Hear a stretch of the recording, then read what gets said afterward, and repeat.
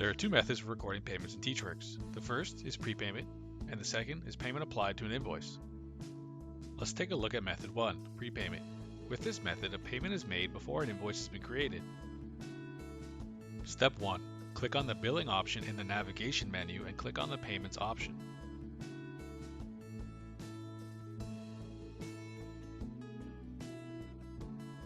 Step 2. In the sidebar, click on the record payment link.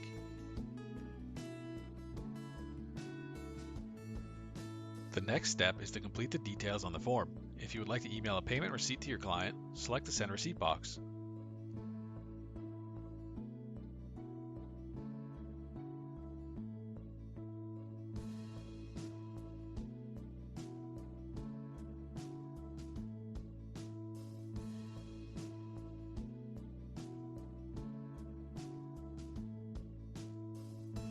Step 4.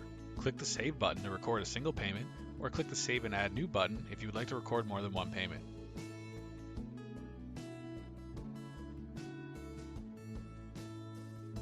When creating an invoice for your client later on, you will be prompted to apply the previously recorded payment to the invoice.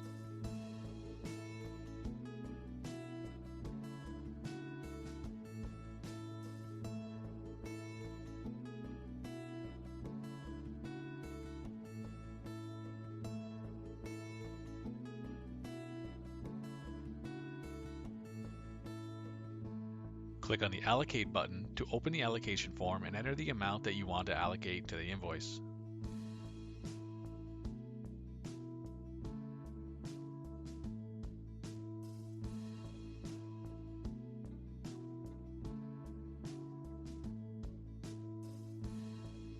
If the payment covers the full invoice total, the invoice will be marked as paid.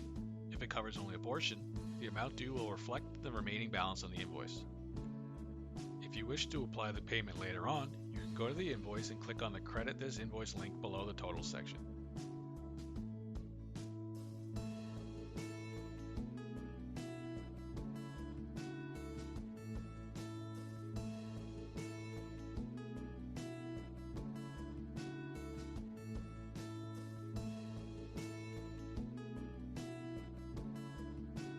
Now let's take a look at method 2, payment applied to an invoice. With this method, you will be applying a payment to an existing invoice.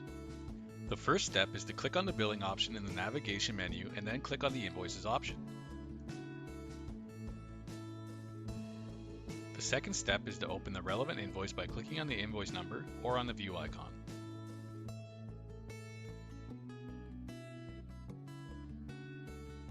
A payment form will be displayed at the bottom of the invoice page for any invoice that has not yet been paid in full. Step 3. Update the amount if it's a partial payment, add a description, and select the payment method.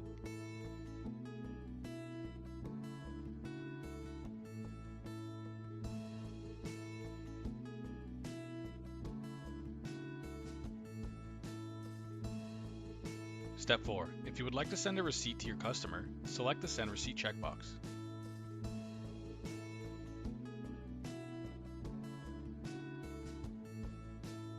If the payment covers the full invoice total, the invoice will be marked as paid.